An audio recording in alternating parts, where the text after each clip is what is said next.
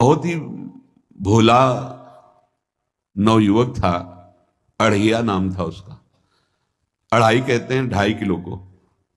पहला आहार उसका 2.5 किलो का ही है, आगे आप श्रद्धा रखें तो और प्लस हो सकता है। घर में माता पिता पधार गए तो उसे कोई 2.5 किलो आटे की कौन रोटी बना के दे। एक आश्रम में गए, उन्होंने कहा हमको नौकरी में रख लो, कोई सेवा में रख लो। तुम्हारा नाम क्या है? बोले अढ़ैया। वे कोई नाम है? बोले गांव के लोग कहते हैं क्योंकि 2.5 किलो हम पाते हैं। तो 2.5 किलो?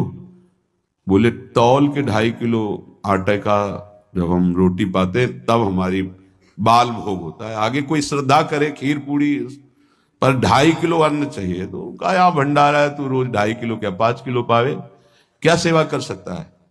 उनका जो आप सेवा बताएंगे सिखाएंगे वो हम कर लेंगे। उनका तुम गाय चराया करो, गाय चरा।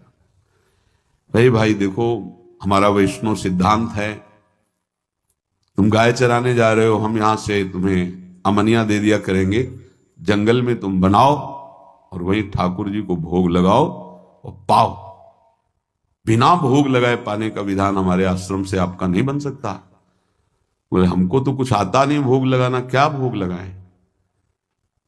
उनका जब आप बना लीजिएगा, क्योंकि अब यहां 2.5 किलो तुम्हारे लिए अलग से बन करके जाए, तुम अपना बनाओ, जो जो चाहो भंडारी से कह दिया दे दिया करो, वहीं लकड़ी बीनो, वहीं बनाओ और गाय चराओ और ठाकुर को भोग लगा के पाओ। जितना मनावे आप पाओ।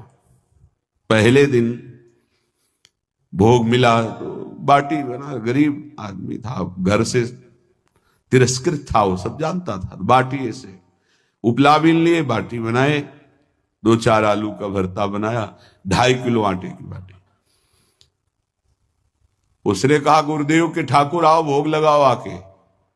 बड़े बड़े ऋषि मुनि मंत्रों से आवाहन करते रहते हैं, सरकार पधारते नहीं, केवल भाव से भोग लगाते हुए। इतने लीला बिहारी प्रभु आ गए श्री राम जी। अढ़ैया ने आंख खुरप लगी ऐसी तो आंख खोल के देखा, नवीन मेघ कांति, अरविंदाक्ष, सारंग धनुष धारण किए हुए सामने खड़े। कहा कौन हो आप? हमें राम जी कहते हैं। आपने कहा गुरुदेव के ठाकुर आ, तो गुरुदेव तुम्हारे जो है उनके हम ठाकुर जी हैं। सही में आते हो तुम?